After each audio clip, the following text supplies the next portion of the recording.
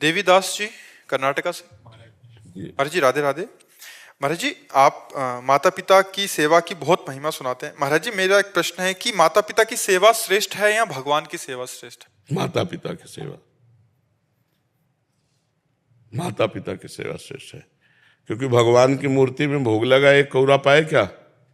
और वहां बूढ़े माता पिता को अगर पाओगे तो पाते देखोगे। और काहू सो कहाँ जहाँ प्रभु नाही, जब मूर्ति में भगवान है तो माता पिता में भगवान नहीं क्या?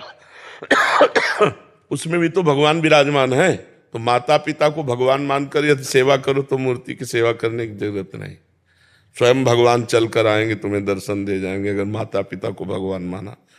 मूर्ति सेवा से भी श्रेष्ठ है अपने माता पिता को भगवान मानकर उनकी सेवा करना। मूर्ति तुम्हारी निंदा नहीं करेगी, मूर्ति तुम्हें गाली नहीं देगी, वो गाली भी देंगे तो आप फिर करो सेवा। जब वो तुम्हारी निंदा कर रहे हैं, तुम्हें गाली दे रहे हैं, तुम्हें दबका रहे हैं, तब भी तुम उनकी सेवा करो, तो माता पिता की सेवा श्रेष्ठ है।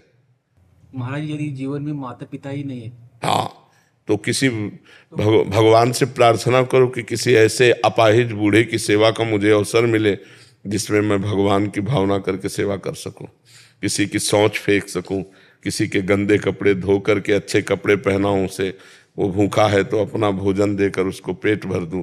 कभी ऐसा अवसर मिल जाए भगवान मुझे सेवा का, तो भगवान दे देंगे सेवा का अवसर। भगवान की सेवा से भी बढ़कर है जन समाज की सेवा, माता पिता की सेवा, असमर्थ की सेवा। समझ पा रहे हो आप जी? ये पूर्व जन्म का कौन सा कर्म स्वरूप है हम लोगों को? माता पिता का मतलब नहीं, माता पिता रहते, कौन सा कर्म रहता है पूर्व? नहीं, अपनी आयु का होता है ना। जैसे हम इतनी आयु में अपने परिवारजनों को खो देंगे, वो खो दें। कितने ऐसे अनाथ बच्चे जिनको पता ही नहीं हम कहाँ पैदा हुए, कौन माता पिता क्या। तो ये हमारे कर्मों का सब फल होता है। कैसे कैसे हमारे कर्म हुए, कैसे कैसे हमारे आचरण हुए, जिनका हमें फल प्राप्त होता है। माता पिता का सानिध्य बड़े भाग्य से मिलता है, और वो भी सही माता पिता। नहीं, ऐसे भी माता पिता हैं जो अपने बच्चों का शोषण कर रहे हैं।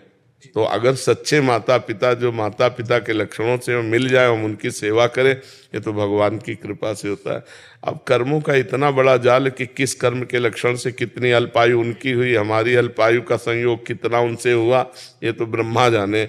हानि लाभ जीवन मरण जस अपजस विधि हाथ ब्रह्मा के हाथ में है कि कौन से कर्म का फल हुआ कि जीव अपने माता पिता को खो दिया, कौन से कर्म का फल हुआ कि जीव आँख खो दिया, कान खो दिया, हाथ अलग अलग नहीं है। तो ये सब बड़ा कर्मों का जंजाल हो। सबको मिटाने के लिए एक ही दवा है, नाम जप। खूब नाम जप करो, भगवान को माता पिता मान लो। जब माता पिता नहीं है तो अपने तुम्हें वो माता च पिता तुम्हें, तुम्हें बंधुश्च सखा तुम्हें, उन्हीं को मानकर पूजन करो।